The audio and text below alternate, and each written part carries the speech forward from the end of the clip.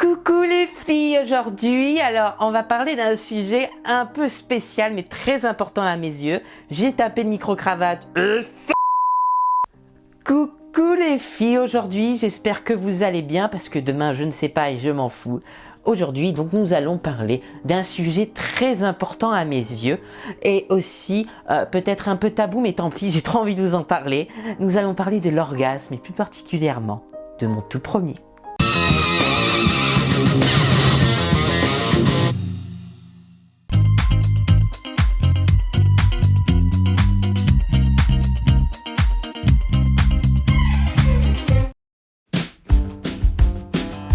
Ah, l'orgasme. Certains en ont en s'accouplant avec de l'eau. Moi, personnellement, je préfère les vaches. Ou encore, lire des livres de Marguerite Yourcenar. Ah ouais, c'est comme ça. Avec les dents, je suis encore ennuyé. Très intrigué par la nature de l'orgasme, j'ai donc voulu mettre le doigt sur ses secrets. À force de bien fouiller en profondeur, je suis tombé sur... De la bonne extasie, sa mère. Enfin non, je voulais dire extase. Ecstasy, c'est le titre en anglais. Extase est un film tchécoslovaque de Gustav Machati, sorti en 1933. Un très bon cru, pour l'humanité. Oh putain encore, mais j'ai dû cliquer sur une autre vidéo là. Ah non, je me suis fait baiser en fait. Non, attendez, regardez, une photo d'Eddie Lamar. Edwige Kiesler, plus connue sous le pseudonyme rappelant vaguement une actrice de charme des années 70, Eddie Lamar. Née en Autriche-Hongrie le 9 novembre 1914, pays dont la devise était indivisible et inséparable. Raté. Eddie, c'est une meuf super, tellement super qu'il faudrait lui consacrer une vidéo entière, sauf qu'ici c'est pas le but, donc je pourrais vous résumer son existence en 3 points. Bon, ça l'aurait sans doute fait chier, ce que je peux comprendre.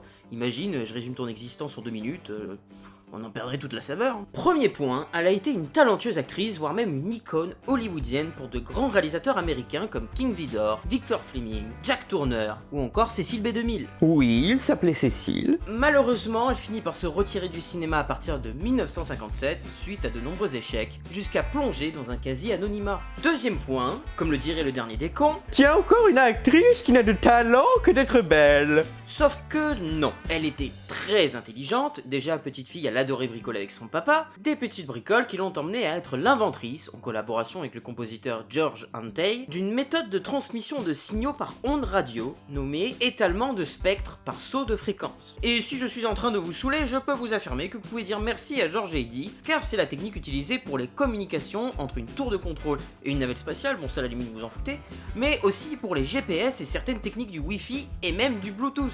Ce qui veut dire qu'Eddie et George sont un peu partout dans nos vies. Troisième point, sa personnalité. Eddie était ce que l'on appellerait aujourd'hui une chiatique, venant du français chieuse et du latin chiotus qui veut dire casser les couilles. Caractérielle, exigeante, séductrice, glamour, élégante, mystérieuse, addict au sexe, sulfureuse, intrépide, créative, curieuse, autant de mots qui pourraient la qualifier et pour lesquels elle était connue dans le game. Elle a mené une vie tumultueuse, ponctuée de nombreux mariages et de dérives, avec un enfant qui était adopté mais qu'en fait non c'était le sien mais pas du bon père. Rongée par la hantise de vieillir et l'oubli de ses fans, elle s'éteint le 19 janvier 2000 en Floride, alors qu'elle vivait seule depuis plusieurs années, presque recluse. La culture populaire lui a accordé beaucoup d'hommages à travers le jeu vidéo, la bande dessinée, la télévision, la littérature et bien sûr le cinéma. Le 9 novembre, date de son anniversaire, marque d'ailleurs la journée de l'inventeur dans les pays germanophones. C'est quand on parle d'orgasme, en fait. Mais oui, Jamy, il se trouve que Eddie Lamar est la protagoniste d'Extase.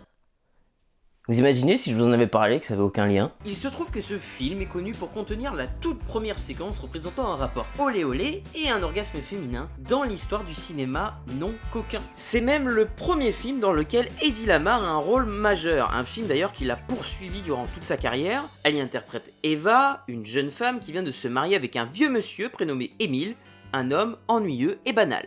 Oh, j'ai l'impression que le film me parle. Le réalisateur va utiliser divers symboles pour montrer que le mari n'a pas la vigueur pour entreprendre quoi que ce soit au cours de leur nuit de noces. Sauf que Eva, elle aurait bien aimé que ce soit consommé. Et voyant que dans les jours suivants, c'est la même histoire, qu'il n'y a pas vraiment d'amour non plus, elle va retourner chez ses parents ne pensant qu'au divorce. Sauf qu'à l'époque, la procédure, elle était un peu compliquée. Un beau jour, Eva décide d'aller se baigner dans un lac. Donc t'imagines bien qu'elle avait la touffe à l'air.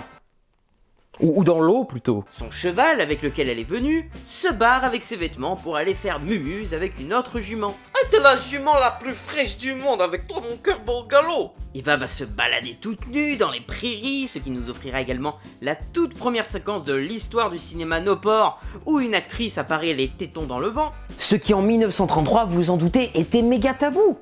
Même aujourd'hui, je peux pas vous montrer l'extrait sous peine qu'on bloque la vidéo. C'est là qu'elle va faire la rencontre d'Adam, un jeune et vigoureux prolétaire. Adam et Eva, on continue sur du trash saut 1933. Je n'irai pas plus loin dans l'histoire car j'aimerais beaucoup que vous regardiez le film, donc nous allons nous attarder sur la séquence qui a motivé cette vidéo. Heureusement et normalement, je vais pouvoir vous montrer la séquence. Et vous allez voir que c'est un joyau de suggestions. Il fait nuit. Eva joue du piano comme des fouloirs. Les chevaux en coït, son père, sa mère qui représentent le regard qui l'invective, les bonnes mœurs, le corps. Le corps, orne en allemand, orni, ornig, très intéressant. Le montage est plus saccadé, plus frénétique, ce qui était assez unique pour l'époque. Le vent souffle et s'ébat comme sa propre tourmente intérieure. C'est presque instinctif. Son désir l'appelle et elle l'écoute. D'ailleurs, en parlant de désir, j'aurais bien aimé vous montrer la séquence complète, mais bon, YouTube et droit d'auteur, vous voyez le délire. Donc j'ai fait du mieux possible. Désolé pour cet incident. Si vous voulez voir la séquence en entier, il y a un lien dans la description.